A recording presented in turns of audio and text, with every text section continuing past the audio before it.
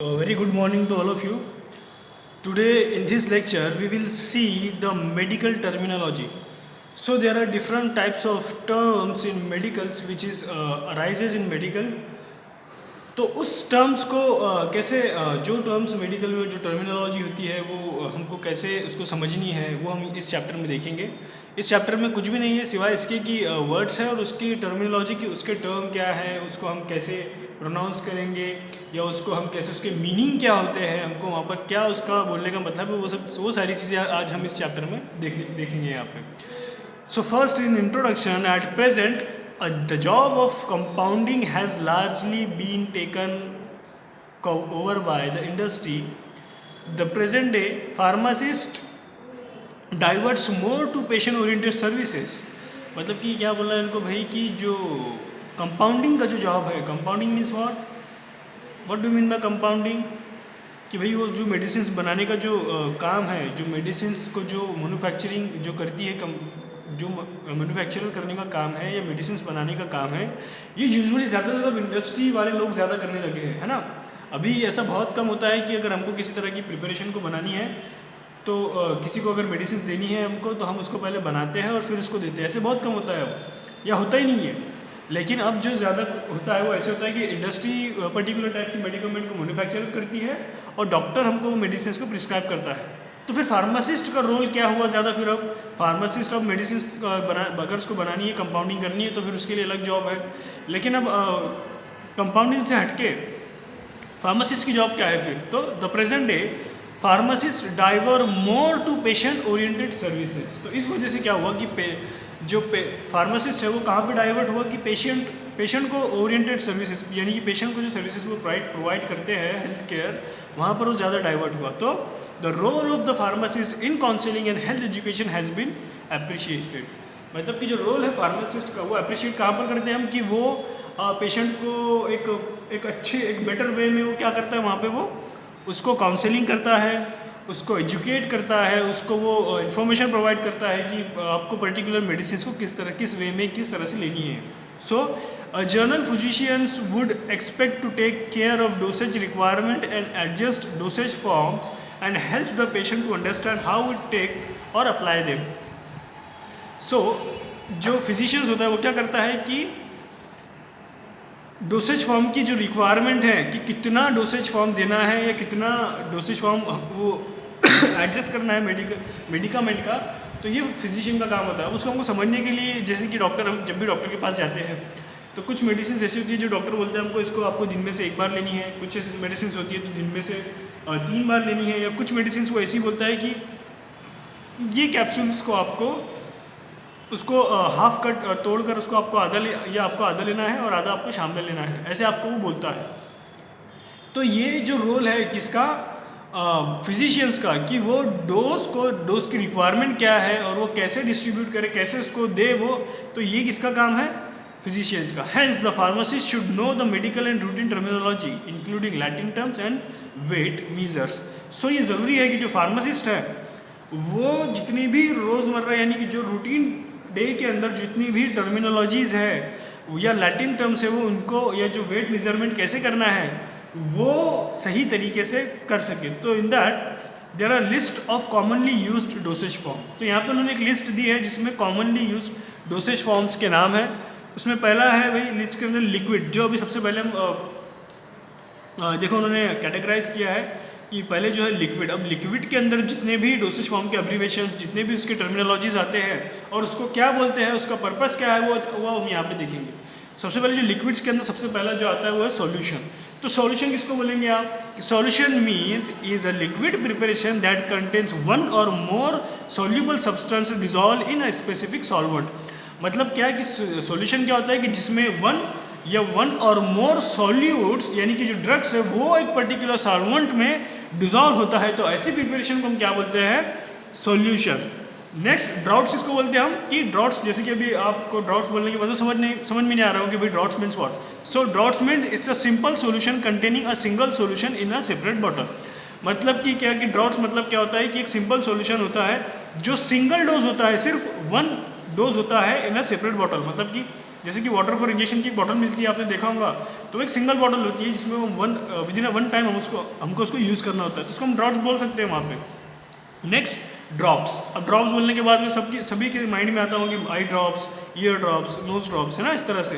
तो it is a simple it is generally for vitamin and antibiotics formulation for paediatric purpose, मतलब paediatric purpose के लिए या antibiotics के ड्रॉप्स के लिए ये हम यूजुअली यूज़ करते हैं। और linctus means what? Linctus is a cough preparation containing expectorant in a vehicle of simply syrup, मतलब सिंपल सिरप के अंदर हमको जो एक्सपेक्टोरेंट कैटेगरी का जो ड्रग होता है जो कि कफ से हमको रिलीव करता है, तो इस तरह के ड्रग को एक सिरप के फॉर्म के अंदर मिक्स करके देना उसको बोलते हैं लिंक्टस। एंड सिरप्स किसको बोलते हैं हम?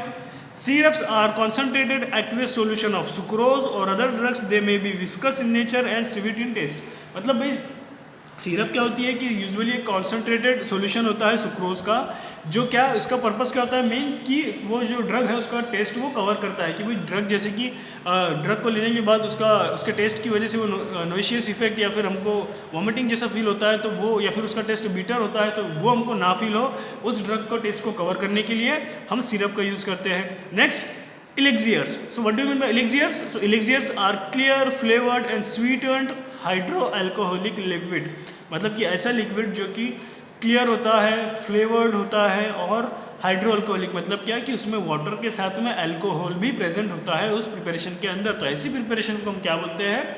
इलेक्सियर्स। नेक्स्ट है 7 number is mixtures. So mixtures means what? It is a liquid mixture. अभी देखो मिक्सचर बोलने के बाद में आपके माइंड में पाउडर फॉर्म आ रहा होगा कि भाई पाउडर फॉर्म का मिक्सचर, तो लेकिन ये यहाँ पे लिक्विड कैटेगरी में दिया है उन्होंने। इसका मतलब ये है कि it is a liquid medicine for oral use of which several dosage form are contain in aqueous form. Next tincture.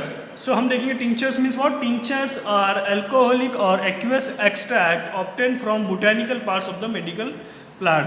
तो जो टिंक्चर्स क्या होता है कि एक अल्कोहलिक और एक्वियस एक्सट्रैक्ट होते हैं, वो कहाँ से? जो कि बोटेनिकल प्लांट्स होते हैं, जैसे कि आपने बोटेनिकल प्लांट्स के एक्सट्रैक्ट या फिर उनका जो हाइड्रोअल्कोहलिक प्रिपरेशन होती है, वो जितनी भी आपने देखा होगा जो प्लांट सोर्स से बनी हुई होती है, उनके एक्सट्रैक्ट होते हैं, तो उसको हम बोलते हैं टिंक्चर। इमल्शन किसको बोलते हैं हम?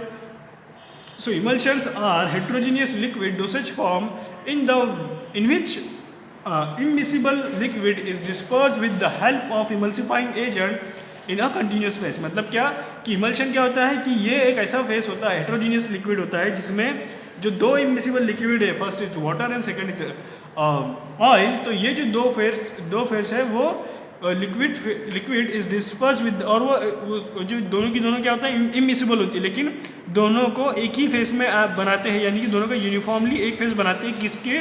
By using a emulsifying agent in a continuous face. मतलब कि आप जैसे कि आप इमल्शन आपने देखा होगा आपके प्रीवियस चैप्टर्स के अंदर, तो जो इमल्शन होता है वो क्या होता है? दो फेस होती है, कंटिन्यूस फेस होती है और एक कौन सी फेस होती है?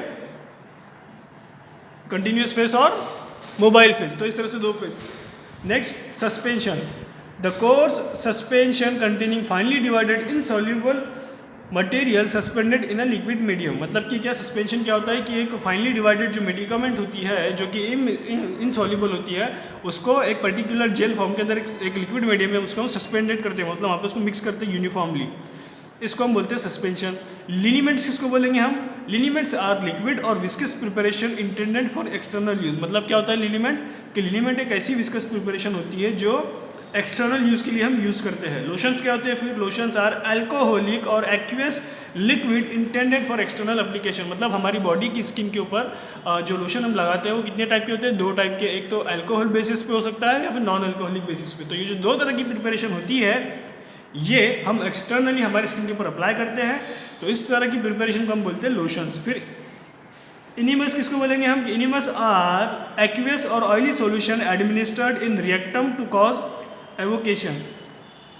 एविक्वेशन मतलब क्या कि एनिमस क्या होता है कि ऑयली या लिक्विड प्रिपरेशन होता है जो कि हम रिएक्टम के अंदर ऐड करते हैं। उसी तरह से जो सेमी सॉलिड प्रिपरेशन होते हैं, semi solid preparation means what?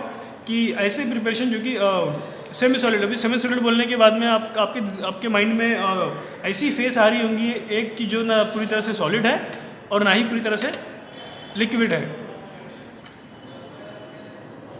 So in that first ointment, so ointment are soft semi-solid greasy preparation intended for application to skin with or without rubbing। मतलब कि ऑइंटमेंट क्या होता है कि एक ऐसी प्रिपरेशन होती है जो कि ग्रीसी होती है, ग्रीसी मतलब स्टिकी होती है वो, और जिसको हम एक्सटर्नल स्किन के ऊपर अप्लाई करते हैं विदाउट रबिंग। मतलब हम कुछ प्रिपरेशन ऐसी होती है जिसको हमको लगाने के बाद उसको रब करने की ज़रूरत होती है, मालिश करने की ज़रूरत होती है, और कुछ प्रिपरेशन ऐसी होती है कि जिनको हमको सिर्फ लगा के छोड़ देना होता है वहाँ पर। तो ये डिफरेंस आपको देखना है कि वो अगर उसको हम क्या बोलेंगे फिर। जैसे कि next cream, cream is a viscous emulsion of semi solid consistency intended for external use. मतलब क्या है कि ये विस्कस क्या होता है, इमल्शन है, विस्कस इमल्शन है, इसलिए हम इसको क्या बोलेंगे, क्रीम। पेस्ट किसको बोलेंगे हम, paste are ointment like preparation for external use containing high percentage of insoluble solid. मतलब कि जो पेस्ट होता है वो और जो ऑइंटमेंट होता है वो सिमिलर होता है, लेकिन जो पेस्ट होता है उसके अंदर क्या होता है कि जो उसमें हमारा परसेंटेज है जो सॉलिड्स है, जो मतलब हमारे जो सॉलिड की जो क्वांटिटी है उसमें ज़्यादा होती है एज़ कम्पेयर टू ऑइंटमेंट। तो इसलिए इसको क्या बोलते हैं, पेस्ट। और poultices, poultices means what, poultices में are soft viscous and pasty preparation applied to skin when they are hot. मतलब कि पॉलिटिक्स ऐसी प्रिपरेशन होती है विस्कस जो हमारी स्किन के ऊपर हम अप्लाई करते हैं, कब, जब वो हॉट होती है, गर्म होती है, तब उसको हमको हमारी स्किन के ऊपर अप्लाई करना होता है। तो उसको हम क्या बोलते हैं, पॉलिटिक्स। अच्छा, ये सब चीज़ें सीखना क्यों ज़रूरी है, क्योंकि इसको आपको पता होना चाहिए कि हाँ लिनीमेंट मतलब कौन सी प्रिपरेशन, तो इसके जो एब्रीवेशन है वो आपको पता होना चाहिए, है ना। तो इसलिए हम इसको यहाँ पे आज सारे के सारे एब्रीवेशन जो है वो हम यहाँ पे देख रहे हैं। So next solids. So solids के अंदर कौन कौन सी है, पाउडर। सबसे पहले powder. So powders are homogeneous mixtures of drug and chemical in a dry and fine state. मतलब पाउडर्स क्या होते हैं कि होमोजीनियस मिक्सचर्स होता है जिसमें केमिकल्स जो ड्राई होते हैं, जो कि ड्राई होते हैं और वो फाइन स्टेट में एक फाइनली यूनिफॉर्म पार्टिकल्स के अंदर एक ही साइज में वो होते हैं, जिसको हम बोलेंगे पाउडर्स। और स्नफ्स किसको बोलेंगे हम, कि snuffs are powders which are insufflated in nasal cavity. मतलब कि जो ऐसे पाउडर्स जो हमको नेजल कैविटी के अंदर इंसर्ट करने होते हैं उसको हम बोलते हैं स्नफ्स। और कैप्सूल्स, कैप्सूल किसको बोलते हैं हम, कैप्सूल्स, कि capsules means a medicament enclose in a shell of gelatin. तो जैसे देखो टैबलेट्स और जिलेट और टैबलेट्स और कैप्सूल्स, इसके बीच में हमको डिफरेंस करना है। तो कैसे करेंगे फिर हम, जो टैबलेट्स होती है भाई वो पाउडर को कंप्रेस करके बनती है, और जो कैप्सूल्स होती है उसके अंदर जो मेडिकामेंट है वो इंक्लोज होती है जिलेटिन की जेल में। तो जैसे कि जिलेटिन आपने देखा होगा, जिलेटिन का शेल आपने देखा होगा, उसमें कैप्सूल होता है, तो उस तरह से उसको बोलेंगे, एग्जाम्पल है वो इसकी कैप्सूल्स की।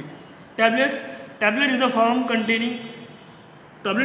Containing a medicament with or without pharmaceutical aids prepared by compression. मतलब कि टैबलेट्स क्या होता है कि ऐसी प्रिपरेशन होती है जो इसमें मेडिकामेंट होता है जिसके अंदर फार्मास्यूटिकल एड्स, मतलब क्या कि ऐसा सब्सटेंस जिसकी कोई फार्माकोलॉजिकल एक्टिविटी नहीं होती लेकिन वो फॉर्मुलेशन बनाने के लिए ज़रूरी होता है वहाँ पे, तो ऐसे सब्सटेंस को बोलेंगे फार्मास्यूटिकल एड्स। तो वो with or without pharmaceutical ads होता है। और वो टैबलेट किस चीज़ से बनी होती है, बाय यूजिंग कंप्रेशन। मतलब हम जब पाउडर को कंप्रेस करते हैं तो हमको वहाँ पर इस तरह से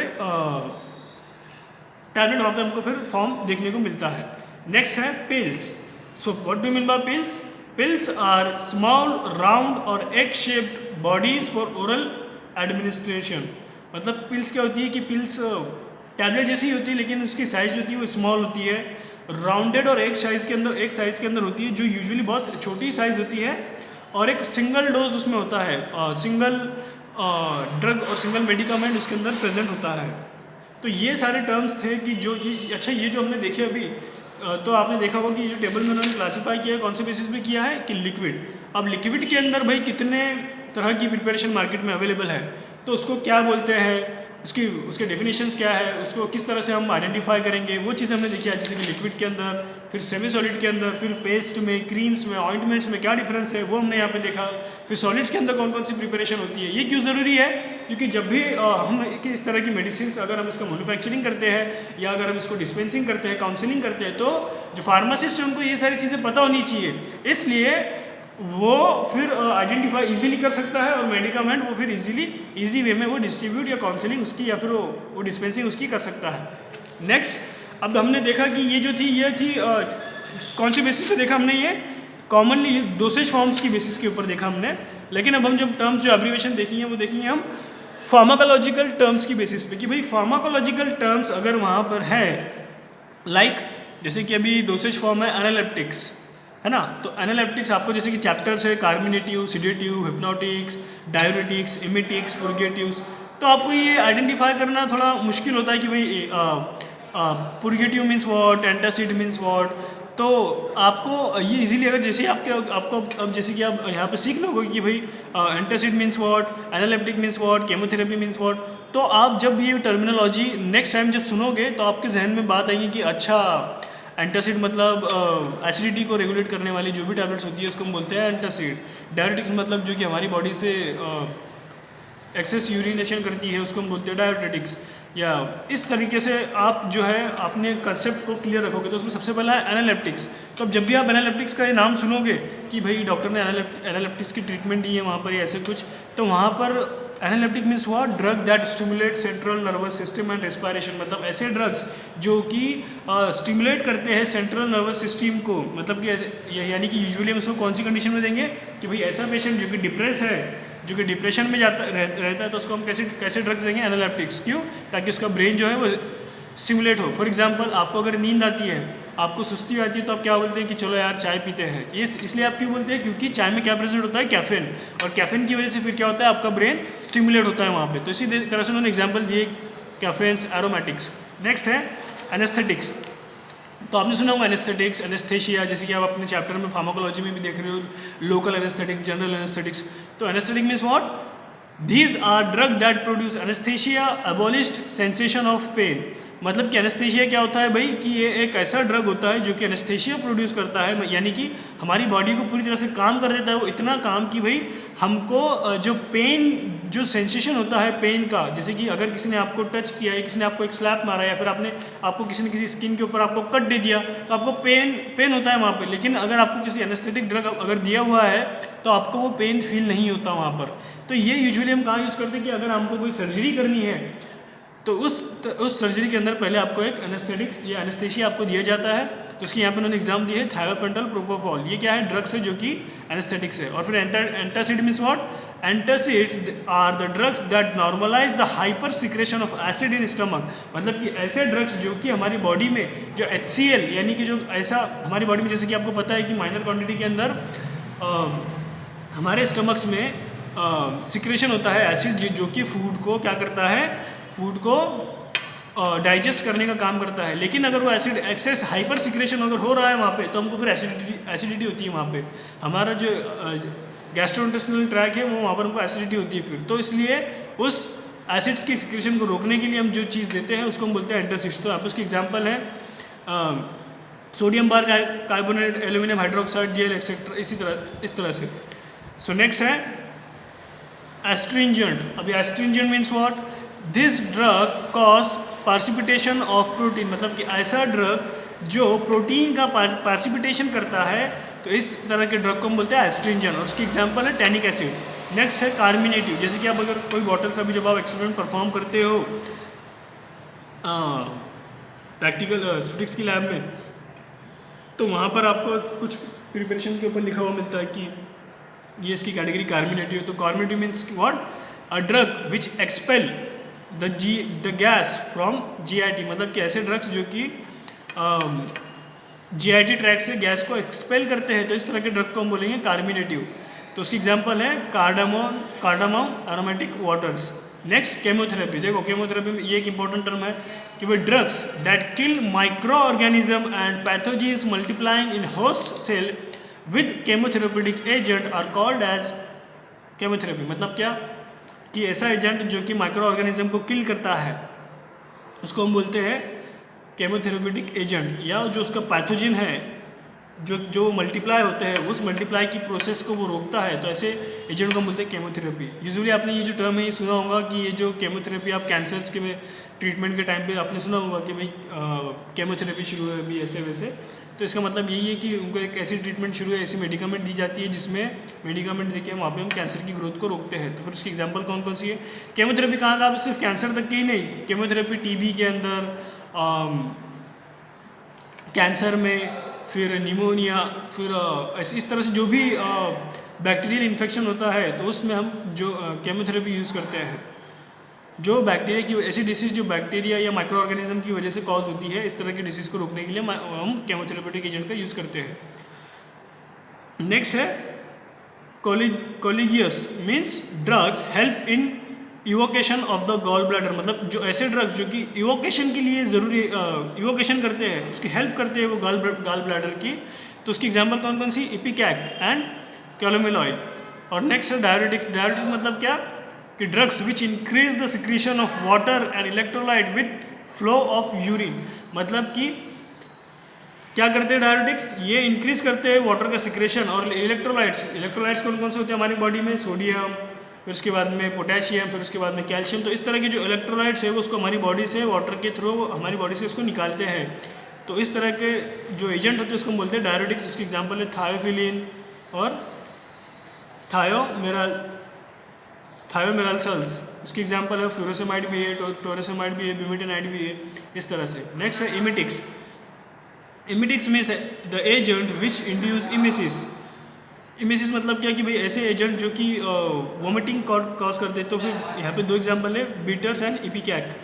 नेक्स्ट हिमैटिनिक्स। हिमैटिनिक्स किसको बोलेंगे आप, हिमैटिनिक्स अभी देखो, हिमैटिनिक्स मतलब कैसे ऐसे agent, drugs which increase the formation of blood and haemoglobin, मतलब कि ऐसे एजेंट जो कि ब्लड का और हेमोग्लोबिन का फॉर्मेशन हमारी बॉडी में बढ़ा देते हैं, उस तरह के एजेंट को हम बोलते हैं हिमैटिनिक्स। तो उसकी एग्जांपल है iron, ferrous, gluconate etcetera. Next है पुर्गेटिव्स। जैसे कि आपने आप प्रिपरेशन बनाते हो तो उसमें एक ड्रग की कैटेगरी ये भी होती है कि पुर्गेटिव। आप सब बनाते तो हो लेकिन आपको ये नहीं पता कि purgative means what. So purgative means drug that promote the evacuation of bowels, मतलब बॉवेल्स का वो एवोकेशन करते हैं, उसको हम बोलते हैं पुर्गेटिव्स। उसकी एग्जांपल है सेना और कैस्टर ऑयल।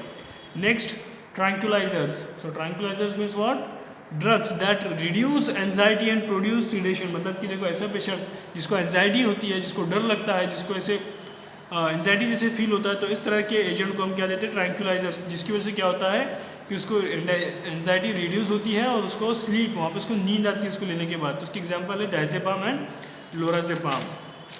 तो उसी तरह से नेक्स्ट है डिसीज़, अलग अलग कौन कौन सी, इसमें जिस तरह से भी हमने देखा कि जो एब्रीवेशन थे कौन कौन से टर्म्स की बेसिस पर थे, वो एक डोसेज फॉर्म की बेसिस पर थे और एक दूसरा हमने देखा कि फार्माकोलॉजिकल टर्म्स थे, और तीसरा हम देखेंगे अप्रोप्रिएट मीनिंग्स ऑफ टर्म्स। जैसे कि आप यूजुअली ये जो टर्म्स आपको देखने को सुनने को मिलते होंगे, लाइक जैसे कि etiology means what, disease means what, arthritis means what, myalgia means what, osteoporosis means what. तो हम यहाँ पे ये सब चीज़ें देखेंगे कि ये क्या होता है भाई। अभी इटियोलॉजी मतलब क्या, कि कॉज ऑफ डिसीज, मतलब जैसे आपने देखा कि आपसे किसी ने पूछा कि भाई इटियोलॉजी क्या है उस पर्टिकुलर डिसीज़ की, तो इटियोलॉजी मतलब बोलने के बाद क्या, कॉजेज ऑफ डिसीज, मतलब कि वो डिसीज़ किस तरह से कॉज, मतलब उसके कॉजेज क्या है कि वो डिसीज़ इस वजह से होती है। जैसे कि अभी कोविड की इटियोलॉजी क्या क्या है, फिर हैंड शेकिंग, ये वो जो भी है, इस तरह से हम बोलेंगे। किसी पॉजिटिव पेशेंट के कांटेक्ट में आना, तो इस तरह से ये क्या उसकी इटियोलॉजी है। फिर डिसीज़ किसको बोलेंगे हम, फिजियोलॉजिकल मॉडिफिकेशन और resulting of abnormal function of organ और ऑर्गन सिस्टम। मतलब डिसीज़ में किसको बोलेंगे हम, कि फिजियोलॉजिकल मतलब जो हमारी बॉडी का नॉर्मल फंक्शन है, वो नॉर्मल फंक्शन में किसी तरह के मॉडिफिकेशन होना, जो कि इम्प्रॉपर फंक्शन ऑफ ऑर्गन और ऑर्गेनिक सिस्टम। मतलब क्या, कि हमारी बॉडी में एक ऐसा फंक्शन, जैसे कि अभी नॉर्मल बॉडी है तो हम उसको कोई डिसीज़ नहीं बोलेंगे, लेकिन अगर हमारी बॉडी में ऐसा फंक्शन जो कि अबनॉर्मल वे में हो रहा है, जो कि नॉर्मल से अलग है, तो उसको हम बोलेंगे कि एक हमारी बॉडी किसी पर्टिकुलर, या हमारा ऑर्गन, वो जो ऑर्गन है पर्टिकुलर, वो किसी डिसीज़ या वो किसी अलग एबनॉर्मल कंडीशन से सफ़र कर रहा है। सो हमको किसी न किसी तरह की कोई डिसीज़ है वहाँ पे। अब अर्थराइटिस आपने सुना होगा, अब अर्थराइटिस आपको बोलने के बाद में सीधा याद आता होगा कि भाई घुटनों का दर्द, तो सही है। Inflammation of joint, arthritis means what, inflammation of joint. Myalgia means one, pain of skeletal muscles. Myalgia मतलब क्या, पेन ऑफ स्केलेटल मसल। अब स्केलेटल मसल मतलब क्या, कि जो आपके जो भी स्केलेटल सिस्टम, मतलब कि जो आपका स्केलेटन सिस्टम है, उसके ऊपर जहाँ जहाँ पे मसल्स प्रेजेंट होती है, अगर वहाँ पे पेन होता है तो उसको हम बोलेंगे माइल्जिया। एंड ऑस्टियोपोरोसिस मतलब डीजेनरेटिव कंडीशन ऑफ बोन। मतलब क्या, डीजेनरेटिव कंडीशन ऑफ बोन मतलब कि वहाँ पे जो बोन्स है वो डीजेनरेट होती है वहाँ पे, मतलब जो उसका कैल्शियम है वो बोन में से कम होता है, उसकी जो डेंसिटी होती है बोन की, मतलब जो उसकी डेंसिटी होती है वो कम होती है वहाँ पे। इस तरीके से ऐसे कंडीशन में हम बोलेंगे इसको ऑस्टियोपोरोसिस। उसके बाद में है एस्चीमिया। एस्चीमिया मतलब क्या, reduction of blood supply to heart. मतलब अगर किसी ने बोला कि डॉक्टर ने बोला कि उनको एस्चीमिया का अटैक था, मतलब क्या, कि reduction of blood supply to heart, मतलब हार्ट में ब्लड सप्लाई में क्या हुआ, रिडक्शन हुआ। एंड अरिथमिया, तो अरिथमिया मतलब क्या, disturbance in normal cardiac rhythm. मतलब क्या, कि अगर जो रिदम है हार्ट की, उसमें किसी तरह का डिफरेंस हमको वहाँ पर मिलता है, जो नॉर्मल हार्ट है, हार्ट की रिदम होती है, उसमें अगर किसी तरह के चेंजेस देखने को मिलते हैं हमको, तो उसको बोलेंगे अरिथमिया। टैचिकार्डिया किसको बोलेंगे फिर हम, tachycardia means what, increase in heart beat और हार्ट रेट, मतलब कि हार्ट बीट या हार्ट रेट में इंक्रीज अगर होता है तो उसको हम बोलेंगे टैचिकार्डिया। लेकिन ब्रैडिकार्डिया किसको बोलेंगे हम? Decrease in heart rate. Tachycardia मतलब इंक्रीज इन हार्ट रेट और ब्रैडिकार्डिया मतलब decrease in heart rate. And pyrexia मतलब क्या? कि पायरेक्सिया मतलब इंक्रीज इन बॉडी टेम्परेचर, यानी कि यूजुअली फीवर को हम क्या बोल सकते हैं? पायरेक्सिया। मतलब अगर हमारी बॉडी का टेम्परेचर अगर ज़्यादा इंक्रीज होता है तो उसको हम बोलेंगे कि भाई पायरेक्सिया, या फिर फीवर भी हम उसको बोल सकते हैं। नेक्स्ट है मेनिंजाइटिस। मेनिंजाइटिस मतलब क्या? Inflammation to the covering of brains, मतलब कि ब्रेन की जो कवरिंग्स होती है उस वहाँ पर इन्फ्लामेशन होना। इन्फ्लामेशन मतलब क्या? स्वेलिंग होना, इन्फ्लामेशन होना, इन्फ्लेम्ड होना, तो उसको हम बोलेंगे क्या? मेनिंजाइटिस। और इंसोम्निया मतलब क्या? State of chronic sleeplessness. मतलब अभी देखो, आपने से सुना होगा कि भाई ये इंसोम्नियाक पर्सन है, मुझे रात में नींद नहीं आती, मुझे जल्दी नींद नहीं आती, तो इस तरह के पर्सन को हम क्या बोलते हैं? इंसोम्नियाक। मतलब क्या? इंसोम्निया मतलब क्या? स्टेट ऑफ क्रोनिक स्लीपलेसनेस मतलब क्या? कि उस पर्सन को नींद नहीं आती, इस तरह से। Next comma. जैसे कि आप कॉमा सुनते हो, लेकिन आपको कॉमा बोलने के बाद में कैसा एक मैन याद आता है कि भाई ऐसा पेशेंट जिसको जो जिंदा तो होता है लेकिन जिस तरह की मूवमेंट नहीं करता, कुछ नहीं करता, तो कोमा को क्या बोलेंगे हम? Deep sleep with complete loss of consciousness. मतलब कि ऐसा पर्सन जो डीप स्लीप में होता है, जिसको किसी तरह का कोई वो उसको वहाँ पर उसकी कंप्लीट लॉस ऑफ कॉन्शियसनेस होता है वहाँ पे। डॉक्टर ऐसे ही बोलता है कि जिंदा लाश है, इस तरह से डॉक्टर बोलता है कोमा की पेशेंट में, है ना। तो इस तरह से। और मायोसिस मीन्स व्हाट? जैसे कि आपके प्रैक्टिकल्स में आप देखते हो, मायोसिस मतलब कॉन्ट्रैक्शन, मतलब कम होना, कॉन्ट्रैक्शन ऑफ पीपल। माइट्रियासिस मतलब डायलेशन ऑफ पीपल। और एपनिया मतलब क्या? Temperature cessation, temporary cessation of respiration, मतलब जब टेम्पररी कैसेशन मतलब सांस लेने में थोड़ा सा टेम्पररी दिक्कत हो रहा है, उसको हम बोलेंगे रेस्पिरेशन के, तो उसको हम बोलेंगे ओपनिया। और डायस्पनिया मतलब क्या? कि डिफिकल्टी इन ब्रीदिंग, मतलब डिफिकल्टी अगर ब्रीदिंग हो रही है हमको तो क्या बोलेंगे हम उसको? डायस्पोनिया। उसके बाद में एनोक्सिया। एनोक्सिया किसको बोलेंगे हम? Lack of oxygen in tissue, मतलब अगर टिश्यू में जो हम, जैसे कि अभी देखो आप, पता चला कि हमको ऑक्सीजन क्यों लेते हैं हम? क्योंकि हमारे टिश्यू में ऑक्सीजन की क्या होती है? क्वांटिटी होती है।